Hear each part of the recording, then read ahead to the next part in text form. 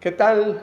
Bienvenidos a Caja, a nuestro video número 7, Catecismo para Adolescentes, Jóvenes y Adultos. Agradezco su presencia, espero que sirva. En este video vamos a analizar los 10 mandamientos con un poco de detenimiento. Como siempre, vamos a recapitular rápidamente qué vimos en el video anterior. Quedamos que la iglesia fue fundada por Jesucristo y nos la deja para que nos indique el qué y el cómo hacer para llegar al cielo, para regresar con nuestro Padre. La iglesia es el reino y la familia de Dios aquí en la tierra. Fue fundada directamente por Jesucristo y está gobernada desde Pedro hasta el Papa actual, que se llama Francisco, y por todos los obispos. Son pilares de nuestra religión. Entre otros, ya lo habíamos visto, no son los únicos: Abraham, Moisés, los profetas, que eran 4 mayores, 12 menores. Quedamos que antes que todo fueron ellos misioneros. También están los 12 apóstoles, los evangelistas, San Pablo. Y de ahí nos dejan las reglas del juego, que serían los 10 mandamientos de Dios y los 5 de la Madre Iglesia. También hablamos del por qué los evangelistas tienen nombres de figuras de seres vivientes, que hay 3 evangelios que son sinópticos, es decir, que se pueden ver de una ojeada rápida, y también hablamos de que en el evangelio de Juan destaca más a Jesucristo como un Mesías o como la divinidad que es, como Dios que es. Pedro y Pablo son los pilares de la iglesia también, porque el primero es el primer papa, es el depositario de la iglesia, es el príncipe de los apóstoles, mientras que Pablo fue el mayor propagador del cristianismo de su época. Hay un poco de mito en que hubo pleito entre ellos dos, o que hubo un conflicto desde el primer concilio de la iglesia. No es así. La iglesia permanece aún con las diferencias de nosotros los seres humanos. Ellos mueren en el mismo día, en el año 67 después de Cristo. Todos los anteriores y los no mencionados participaron en el plan de salvación de Jesucristo. Quiero destacar que, aunque mencioné en 2 ocasiones que nuestros hermanos separados analizan mucho el Antiguo Testamento, esto no es malo, ni siquiera no quise despreciarlo, solo destacar que es más complicado de entender sin una ayuda. También mostré, por tanto, que la estructura de la Biblia son 73 libros, 46 pertenecen al Antiguo Testamento y 27 al Nuevo Testamento, aunque es un escrito de muchos autores en épocas absolutamente diversas, con literaturas, formas literarias diversas, y que hubo siglos entre unos libros y otros. Finalmente son divinos porque tienen un mensaje que es consecuente. El Antiguo Testamento tiene luz hacia el Nuevo Testamento. El Nuevo Testamento es el que le da todo el significado al Antiguo Testamento. También di una sugerencia que nos dio un sacerdote brasileño para que se pueda leer la Biblia cuando no se cuenta con ayuda para entender los textos bíblicos o tiene muy poca ayuda. Para obtener el cielo debemos cumplir lo que Dios nos manda. Siempre va a haber objeción por nuestra parte, nos oponemos por nuestra dureza de corazón, por nuestro egoísmo, por nuestra soberbia, por la flojera, porque estamos sujetos a influencias propias y externas. Hay ideologías que nos atacan, impuestas por otras personas, modas, películas, ideas financiadas inclusive con oscuros fines. También hablamos que la ley tiene 2 naturalezas. Una es la ley natural, digamos nuestra propia naturaleza moral, y la otra es la ley revelada. La ley revelada es la ley natural, nuestra moralidad, con 2 preceptos adicionales: el amar a Dios sobre todas las cosas y al prójimo como a nosotros mismos. En esto se resumen la ley y los profetas, y por tanto los 10 mandamientos van incluidos ahí. Luego, la Iglesia añadió 5 leyes que debemos cumplir. Se habló también de que de Dios nos afirma que todo lo hecho o dejado hacer con el más humilde de nuestros hermanos, es decir, con el prójimo, se lo hacemos o se lo dejamos de hacer a él, y en esta misma medida seremos juzgados. Mencioné que podía ser como un corolario, y está en Mateo 25. Iniciamos el tema de hoy analizando a fondo los 10 mandamientos de la ley de Dios. Recordemos que el 10 es un número para recordar, es un resumen, no es forzosamente que ahí esté escrito todo, porque entonces podríamos disculparnos, decir, pues como no dice que no me la pase yo viendo la tele, no estoy pecando, o me la paso en el internet, porque es un resumen. Ante todo, la ley siempre nos dice qué sí puedo, qué no puedo, o qué me beneficia, qué me perjudica, y qué ventajas obtengo si cumplo esa ley. Por lo tanto, el cuadro que va a mostrar Cristian en pantalla en un momentito, vamos a analizar los 10 mandamientos en un cuadro sinóptico, que creo que es la manera más rápida de verlo. Los 10 mandamientos de la ley de Dios son amar a Dios, del 1 al 10 son el primero amar a Dios, el segundo es respetar a Dios, el tercero es rendir el culto a Dios, es decir, los primeros 3 van dirigidos de nuestra relación para con Dios, y del 4 al 10 para el provecho del prójimo o para nuestra relación con el prójimo, pero en todos ellos los 10 se pueden resumir en amar. Cristian nos va a hacer favor de poner en cuadro, nos va a hacer favor de poner en pantalla el cuadro sinóptico, perdón que lo tengo que leer yo, que hice de la siguiente manera, puse el número del mandamiento, qué nos ordena, qué nos prohíbe y qué obtenemos si lo cumplimos. Me voy a tratar de ir muy rápido, espero que les sirva. Lo que no sabía yo es que el primer mandamiento de la ley de Dios, que dice no tendrás otro Dios fuera de mí o amarás a Dios sobre todas las cosas, se tiene que ser analizado bajo la óptica de la fe, la esperanza y la caridad, que son las virtudes teologales, son las virtudes que Dios nos regala, y también bajo el amparo de la virtud de la religión. Nosotros tenemos que aceptar que somos seres espirituales, seres que buscamos la religión independientemente de nuestra raza, sexo, edad, procedencia, etc. Somos seres religiosos que siempre buscamos la religión.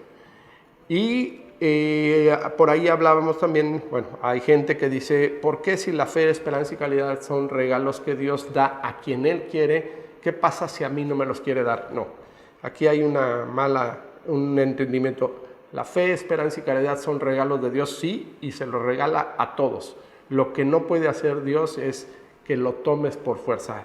Y voy a poner un ejemplo. Si decían por ahí que había un maestro zen al que vino otro maestro, un teólogo muy grande, y lo venía a retar, y se sentó durante varios días a escucharlo. Sus alumnos le decían, no lo enfrentes, maestro, porque te va a ganar. Y entonces el enemigo vino, se sentó frente al maestro zen durante varios días y lo empezó primero a bombardear con ideas muy fuertes, ideológicas. Luego lo empezó a insultar, lo siguió insultando el día 2, el día 3. Sus alumnos le decían, no vas a responder, y él simplemente se quedaba callado. Al final se desesperó y se fue el agresor. Y la explicación que les dio el maestro zen a sus alumnos es, cuando alguien te profiere una grosería, o cuando alguien te da un regalo, si tú no lo quieres, ¿de quién es el regalo? Pues la posesión sigue siendo de quien lo tiene. Cuando nosotros hagamos un regalo, también es de la misma manera. Si nosotros ofendemos la grosería no nos la aceptan, la grosería es de nosotros. Si el regalo que damos es una televisión y la persona a la que se lo íbamos a dar ya no está, se murió, la televisión es propiedad nuestra. En este caso el regalo es gratuito, pero se tiene que querer tenerlo. Bueno, ¿qué nos ordena? Ejercitar la virtud de las virtudes teologales, profesar la fe de forma interna y externa, es decir, que se conozca que tenemos fe, la esperanza, custodiarla y alimentarla. Nosotros a veces tendemos a no tener esperanza. La característica del cristiano tiene que ser gente alegre y confiada, esperanzada, no por mis méritos, sino por los méritos de Jesucristo. tenemos que tener confianza en la caridad que nos es ordenada por Dios, es decir, en compartir con nuestro prójimo. La virtud de la religión que nos obliga a dar el culto debido a Dios, a adorarlo, a aceptar su amor, a someternos a su voluntad, a hablarle con la confianza de un hijo. Y de ahí vienen las oraciones, los sacrificios, los votos, como en el caso de los hermanos religiosos o los que profesan votos para ser sacerdotes, y las promesas. Hay promesas válidas, hay promesas que no valen. Ahorita lo vamos a hacer. ¿Qué nos prohíbe? La incredulidad, es decir, no estar confiados, no creer. El descuido o rechazo voluntario, que es diferente a un descuido o un rechazo involuntario. La herejía, me voy a ir rápido, negación, la herejía es una negación obstinada de cualquier verdad revelada. Nos prohíbe la apostasía es el repudio total a la fe cristiana, y el cisma es el rechazo a la sumisión del romano pontífice, es decir, del Papa. Nos prohíbe la desesperación y la presunción de salvarnos sin merecerlo, eso es un error y es un pecado. También la indiferencia, la ingratitud, la frialdad voluntaria, la indolencia y el odio contra Dios o los hombres. También nos prohíbe la superstición. La superstición es atribuir algún poder milagroso a una cosa o a una acción que no lo tienen. Esto lo vemos todos los días con cristianos, con católicos, que futbolistas que al salir besan el pasto o se persignan o hacen señas. No está mal encomendarse a Dios de ninguna manera, pero no es, por ejemplo, tener un color o usar un zapato de tal forma lo que nos va a hacer o nos da méritos, sino es Dios quien nos regala todas las bendiciones. La idolatría, que es adorar cualquier realidad creada. La adivinación, que es la indebida búsqueda de realidades ocultas. La magia, la brujería y el espiritismo. La magia es la explotación de poderes ocultos. La brujería y el espiritismo de alguna manera son similares a la magia. Nos prohíbe también la irreligión, que significa tentar a Dios o desafiar a Dios. Lo hemos visto históricamente. Hubo un presidente de la República Mexicana que dijo: si Dios existe, que me muera en este momento. Ya ven, no me morí, entonces Dios no existe. Está tentando a Dios. Cuidado con lo que hagan. No debemos desafiar a Dios. El sacrilegio, que significa profanar las cosas sagradas. La simonía, que es la compra y venta de bienes sagradas. La adivinación y la magia son evocar a los muertos, es traer a la memoria o a la imaginación y llamar a los muertos. Prohíbe también los horóscopos, la astrología, que es creer en los astros, la quiromancia, que es leer las manos, la cartomancia, que es leer el café o las cartas, el ateísmo, que es rechazar la fe en Dios, y el agnosticismo, que es validar solamente lo que es comprobable por el hombre o por mis sentidos, y equivale a un ateísmo práctico. Como no puedo demostrar que Dios existe, no existe. Y se opone a nuestra virtud de la religión o nuestra virtud de buscar las cosas espirituales. ¿Qué sucede si cumplimos el primer mandamiento? Vamos a tener una fe segura, completa, sincera. Vamos a tener un consuelo en la esperanza, vamos a vivir esperanzados, alegres de que sabemos, no por nuestros méritos, sino por los de Jesucristo, vamos a ser salvos. Vamos a tener alegría, felicidad en la caridad. Hay más gusto en regalar que en recibir, y hay un gusto por la oración y por el culto divino. Nos pasamos al segundo. El segundo mandamiento es: no tomarás el nombre de Dios en vano. Jurar es poner a Dios como testigo de algo. Nos ordena respetar el nombre de Dios, dar testimonio de nuestra fe sin tener miedo, cumplir los juramentos y promesas. ¿A qué me refiero al tener miedo? En la época cristera, previo a que se hiciera la ley Calles, hay un pasaje de un tendero que tiene su pequeña tienda de barrotes en una esquina y tenía varios letreros que decía: viva Cristo Rey, Dios nunca muere. Llegó un carro de militares, se bajó un militar, le dijo: dice mi general que vaya usted a hablar con él. El tendero le dijo: a la misma distancia del carro hacia mi tienda, ¿por qué no viene él si él es el que quiere hablar conmigo? Este hombre fue matado. Eso es no tener miedo. O sea, suena simple, pero cuando tú tienes que defender con tu vida, pues a lo mejor muchos nos pandeamos. Cumplir los juramentos y promesas hechos, no por ello no hay que andar haciendo juramentos que no vamos a cumplir. Voy a dejar de fumar, voy a dejar de beber. Cuidado, mejor medir nuestras fuerzas. ¿Qué nos prohíbe? Nos prohíbe la blasfemia. La blasfemia es una ofensa verbal a Dios. Nos prohíbe también nombrar a Dios, a Jesucristo, a María o a los santos con desprecio o irreverentemente. También nos prohíbe la imprecación. La imprecación difiere de la blasfemia porque la imprecación es desear el mal a alguien y no va dirigido a Dios, sino más bien al prójimo o a los acontecimientos. Nos prohíbe también jurar en falso, el perjuro, que es el juramento falso, y los juramentos ilícitos. Por ejemplo, cuando alguien jura hacer el mal, no solo no está obligado a cumplir ese juramento, sino lo tiene que quitar. Debemos, por tanto, recurrir al juramento solo en una verdadera necesidad. Ejemplo, en un juicio, cuando mi testimonio sea para algo que es serio, que puede influir en la vida de otra persona. ¿Qué pasa si hoy cumplimos correctamente tomar el nombre de Dios en vano? Si tenemos el respeto, obtenemos una gran confianza en Dios, en la Virgen y en los santos, así como su protección, y gozamos de la omnipotencia divina. El tercer mandamiento es: acuérdate de santificar las fiestas o santificarás las fiestas. Nos obliga a honrar a Dios con obras de culto y en sus días de precepto, principalmente los domingos y los días que sean destinados al Señor. ¿Qué me prohíbe? Quien deliberadamente deje de observar, ir a misa, por ejemplo, está en pecado mortal.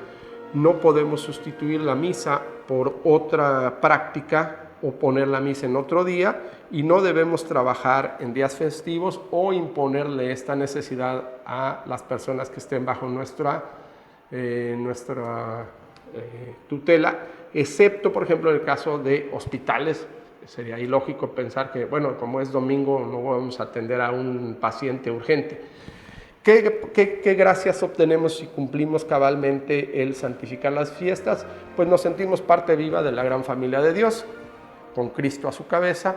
Gozamos de los hermanos en nuestra fe, nos sentimos nuevamente una familia y participamos del reposo de Dios. Pasamos a la siguiente lámina, que es el cuarto mandamiento. Cristian nos va a hacer favor de ponerlo: honrar a nuestro padre y a nuestra madre. ¿Qué nos ordena esto? Se refiere no solamente a los padres, también se refiere el respeto que después de Dios debemos a las autoridades, desde luego primero a nuestros padres y a quienes están revertidos de sí esta autoridad. Va dirigida a los hijos y también a quienes están bajo una autoridad. Por ejemplo, los alumnos para con un maestro, los gobernados para con su gobernante, los hijos para con sus padres, etc. Quien está bajo una autoridad. Incluye los deberes de los padres y tutores, docentes, jefes, magistrados y gobernantes. Ellos también tienen obligaciones para con quien está bajo su encargo. De los hijos a los padres respecto a la piedad filial, sobre todo cuando es la vejez, es obvio, hay quien quiere abandonar a sus padres en la vejez, aun cuando hayan sido malos padres. Recordemos que se nos manda la caridad y el bien al prójimo.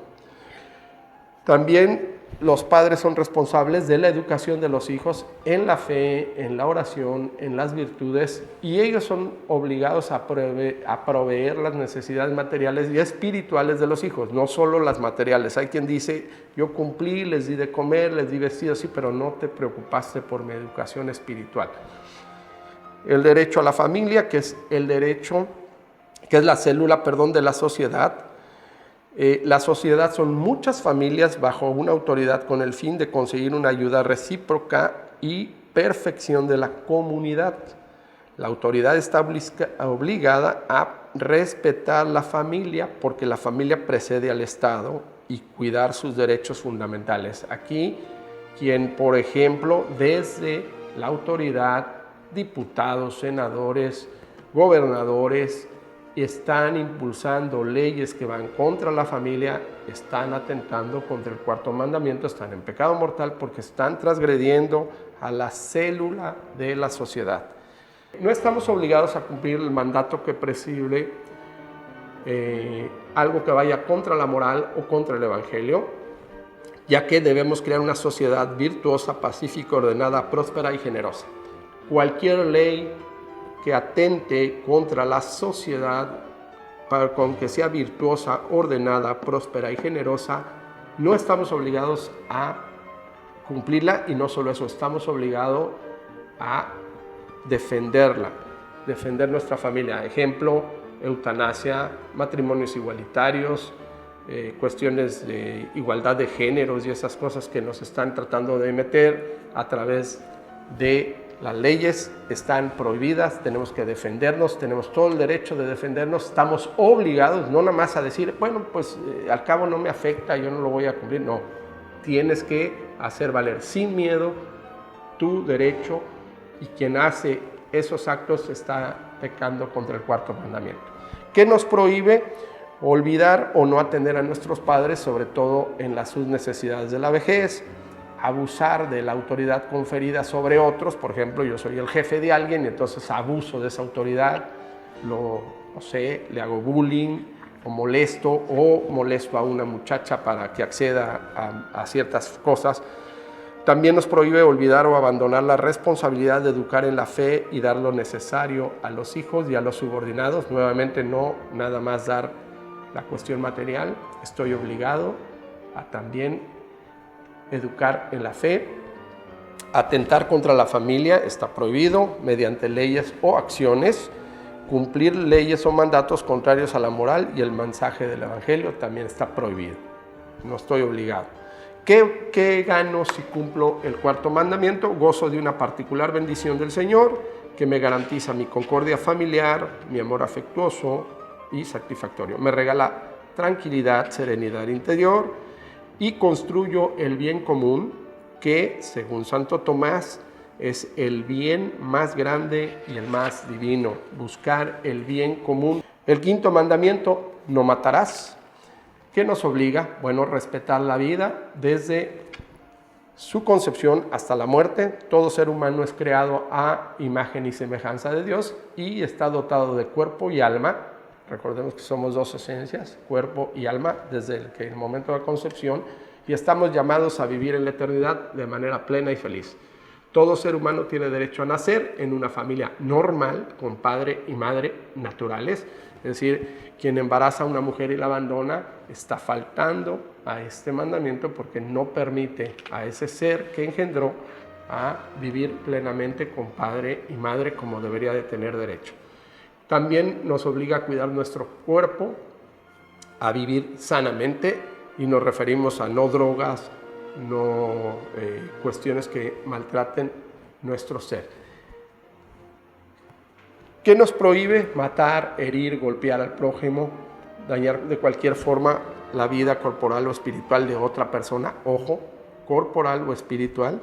Ofender de palabra, desearle el mal a alguien, dañar nuestra vida propia a través del suicidio, o solo limitado en casos extremos como está limitada, solo a casos extremos como la legítima defensa, o cuando se tenga que buscar el bien común y no haya otro modo. Por ejemplo, hay un dictador, no hay manera de acabarlo, probablemente fuera justificado tomar las armas y atacar.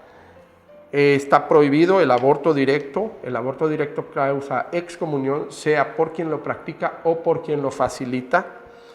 Defender y proteger al embrión.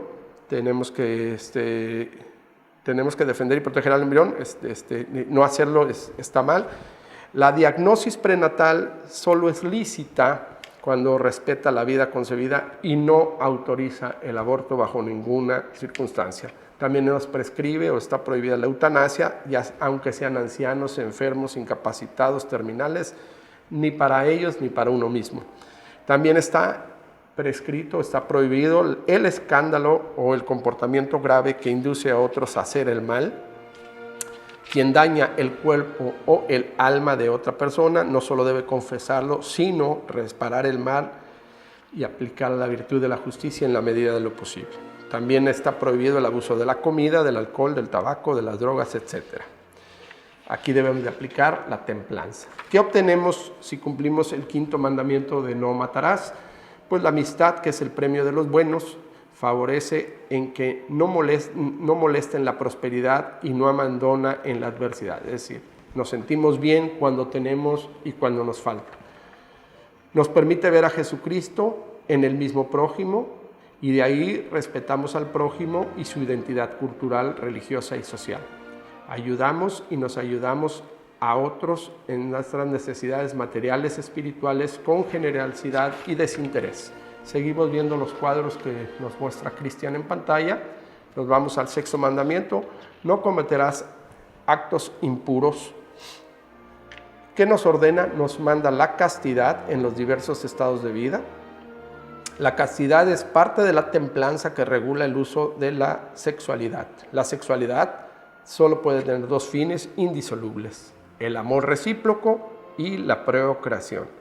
Solamente es lícita en el matrimonio y es lícita si es de forma natural y abierta a la vida. Nos ordena la relación de amor entre hombre y la mujer de manera indisoluble. Tiene algo de sagrado, pues es intrínseca a la procreación. Somos parte del proceso. Dios nos permite participar de su creación y transmitir vida de alguna manera. No somos los dadores de vida, pero la podemos transmitir. Debemos aplicar la castidad, la modestia y el pudor, respetar el cuerpo propio y el ajeno, pues somos templos vivos del Espíritu Santo. Así nos tenemos que ver. ¿Qué prohíbe el sexto mandamiento? Nos prohíbe usar la sexualidad fuera de la norma moral mencionada, buscar en solitario el placer sexual, la fornicación, el adulterio, la homosexualidad, la bestialidad y otras depravaciones sexuales, la violación y prostitución, todo tipo de comportamiento o acto que impida la procreación. Se puede practicar la continencia, si es periódica, pues no compromete la naturaleza intrínseca del acto conyugal. Aquí nos referimos, por ejemplo, al método Billings. Es aceptado por la Iglesia porque no forzosamente compromete la naturaleza del acto conyugal. El divorcio también está prohibido, la poligamia, el incesto, las uniones libres o los divorciados vueltos a casar nuevamente. ¿Qué obtenemos si cumplimos el sexto mandamiento de no cometer actos impuros? Bueno, la castidad embellece y eleva cualquier estado de vida. Su forma más elevada es cuando se ofrece la virginidad consagrada por voto. Eso es, por ejemplo, en algunas santas lo han hecho y normalmente las hermanas religiosas, los hermanos religiosos y desde luego los sacerdotes. Mantiene la belleza y la fuerza interior y hay amor con donación total sin una segunda intención. Séptimo mandamiento, no robar, no robarás. ¿Qué nos ordena? La justicia y la caridad en la administración de los bienes, respeto al destino universal de los bienes y al derecho de la propiedad privada. No exime del destino universal de los bienes. Aquí una aclaración. Cuando Dios crea el universo y el mundo, se lo obsequia al género humano de forma total. Es decir, nadie debe decir, el mar es mío, el aire es mío, los árboles son míos. Sin embargo, en una medida de orden y bajo cierto esquema es aceptada la propiedad privada y debe ser respetada siempre que no vaya en contra del destino universal. Ejemplo, yo le ponía a mi hija cuando era chica un ejemplo, decía, si tú fueras dueña de todo el agua del mundo porque tienes el dinero, ¿te justifica a que lo tiraras y no lo compartieras? Ella pensaba y primero me decía que sí porque era dueña del agua y luego me decía no, bueno, realmente no, lo correcto es que no puedo ser yo la dueña del agua. Más o menos a esto se refiere. Tenemos que respetar el bien del prójimo y darle lo que es justo y debido de acuerdo a la solidaridad social. Aquí se refiere a no se valen los salarios miserables o a robar cuando tú estás dando, por ejemplo, en una gasolina litros de 800 mililitros o kilogramos de 900 miligramos. Nos ordena el dominio otorgado por Dios a los hombres de los minerales, o sea, la minería, los vegetales, los animales, y no va separado de la obligación moral de cuidarlos para las futuras generaciones. Estamos obligados a la ecología, no podemos estar destruyendo el planeta porque no es una propiedad absoluta nuestra, es para todo el género humano. La Iglesia debe dar un juicio en materia económica, sí, y materia social, sí, cuando están en juego los derechos de las personas, la salvación de sus almas y buscando el bien común que va ligado al bien supremo. Ahí la Iglesia se tiene que pronunciar y lo obliga el séptimo mandamiento. Nos obliga también a la caridad a través de obras de misericordia, tanto espirituales como corporales. ¿Qué nos prohíbe? Pues robar, sustraer, conservar injustamente los bienes retenidos al prójimo, retener objetos perdidos o prestados u olvidados. Nos prohíbe el fraude en el comercio, la especulación con la necesidad o la ignorancia de los demás, no cumplir con el deber de las horas de trabajo. No solo debemos de confesar estos daños, sino en la medida de lo posible resarcir el daño. ¿Qué obtenemos si cumplimos correctamente el séptimo mandamiento? Jesús considera lo hecho o dejado hacer a los hermanos como a Él mismo. Obtenemos la libertad respecto de los bienes materiales, no estamos sometidos a ellos.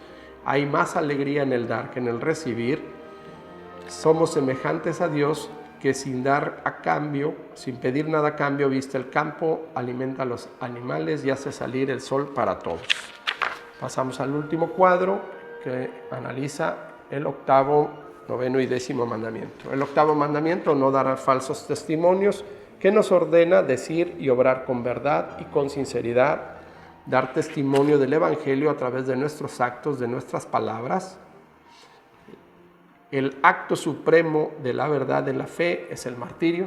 Cuando alguien muere por su fe, por defender su fe, es el acto supremo que puede hacer una persona. Nos prohíbe mentir, es decir, algo falso con la intención de engañar. En ocasiones no nos obliga a decir toda la verdad. Estamos, por ejemplo, cuando estamos obligados al secreto, pero no a decir una falsedad.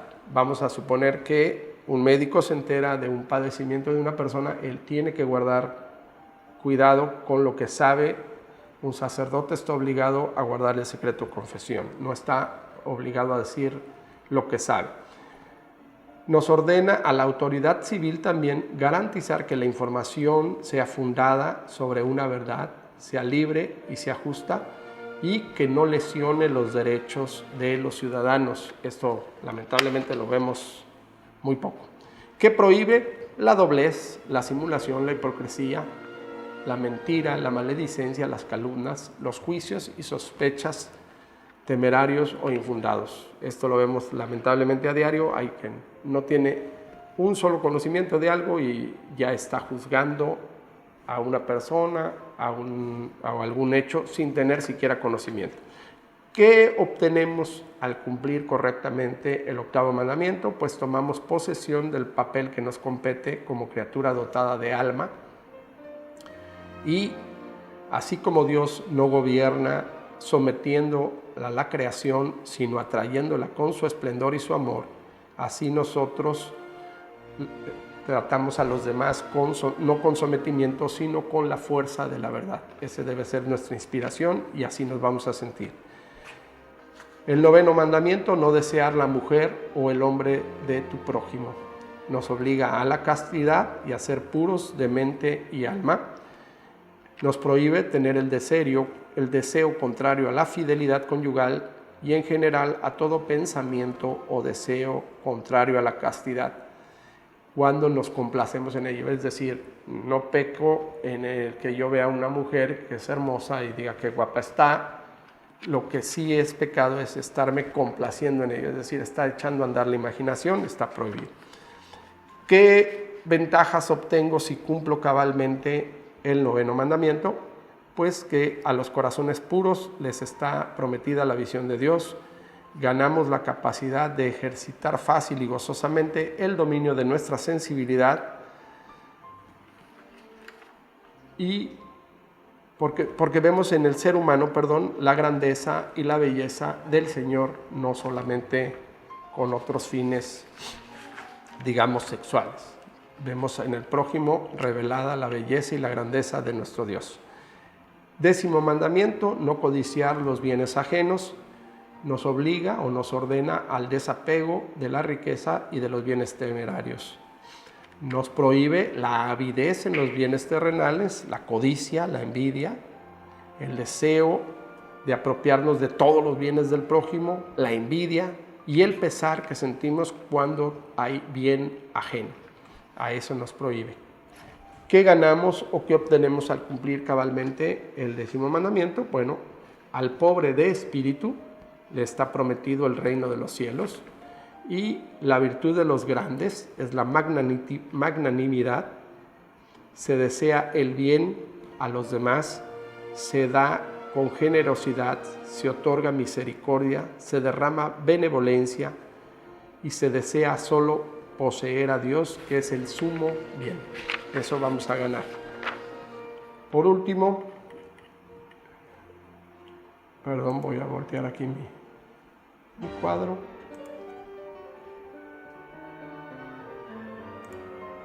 Bueno, algunos comentarios rápidos. Primero, sobre el resumen que hago cada capítulo. Ahí me han hecho favor de comentar que no lo haga tan extenso, otros me dicen que está bien.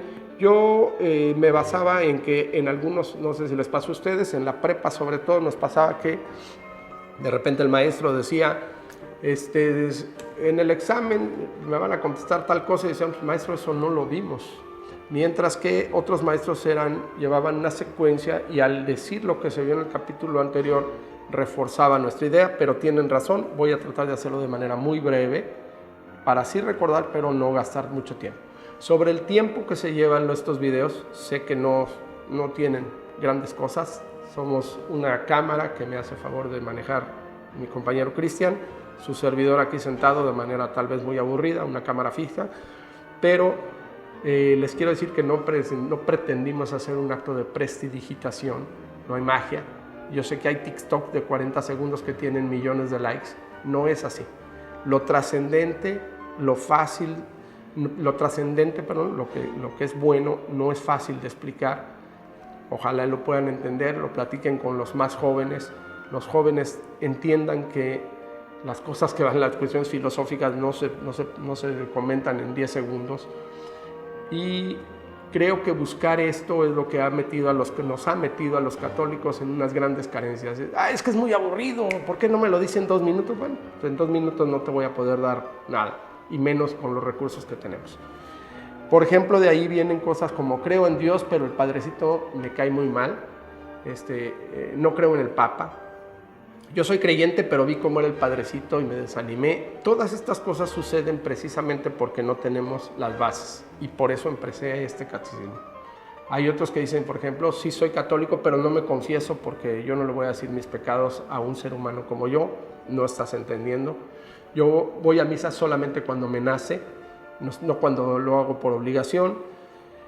Aquí tenemos que entender que no es un bufete. Nuestra religión es una serie de dogmas, una serie de creencias que las puedes tomar o no. Eso tú estás en absoluta libertad. Lo que no puedes decir es tomo estas sí y estas no. Lo importante, o lo que yo pretendo con estos videos, precisamente es tratar de ser claro en cuáles son las bases, y de ahí poder tomar nosotros nuestra alternativa. Les agradezco su tiempo, que tengan buena tarde, nos vemos en el próximo video.